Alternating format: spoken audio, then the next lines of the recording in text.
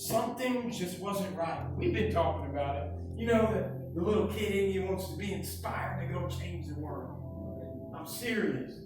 But there was a seed that was planted, and we were driving back from Ohio, and we went to this conference, and the Spirit of the Lord moved on him, moved on me, moved on everybody there. And I remember coming home with this seed that was planted. And I remember thinking like, man, this isn't just a thought. This isn't a thought. I've talked with you guys about this for years now. This was a seed. This was something I'm like, oh. And I would continue in the ministry and try to do these different things. And Brad got to watch me grow in that and help lead me in that and teach me in that. Thank you. And it's been amazing to watch this seed go from what I considered a thought to a prayer answer. You guys are sitting in a prayer answer. For me and my family, I can speak to that.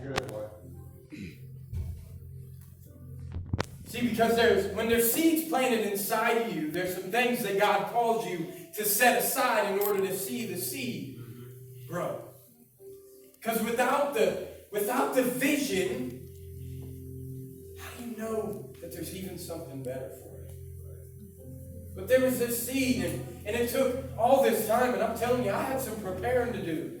God had to, there was some things inside of me at that point we began to talk, that there was no way I could get to where I feel like we're headed today, carrying that stuff.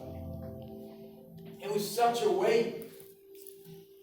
And I would find myself fighting through all these negative things, trying to get to this seed. But it had to take root. Sure. See, but some things inside my heart had to go before it could ever take root. Yes. Can you speak to the same thing? It had to go. So today's message is funny because I didn't even know this is kind of how I was going to transition. It already was pretty cool. But it's called Lay It All Down. Well, I knew the song was going to be on Ask and Play the song, for sure. It was inspired by that song where I was going into this, we started discussing, we started doing this building, and God kept reminding me, He kept saying, you gotta lay something down. I'm like, okay. So I go in, I pray in my secret place, shut the door, and I'm praying. I lay that down. About 4 or 5 hours later, He's like, got another one. I'm like, dude, just lay it down. Go in, pray, shut the door, lay it down. Then He points out 25 more. So this process began of chipping away at these. One of the biggest ones for me was acceptance. You guys may not know it, but I have struggled with acceptance my whole life.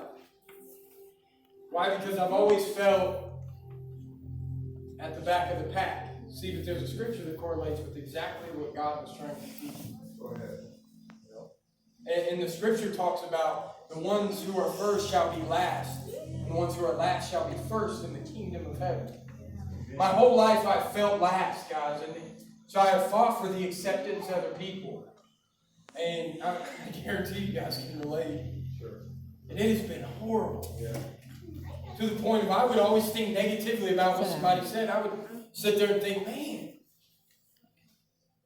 did they mean it this way?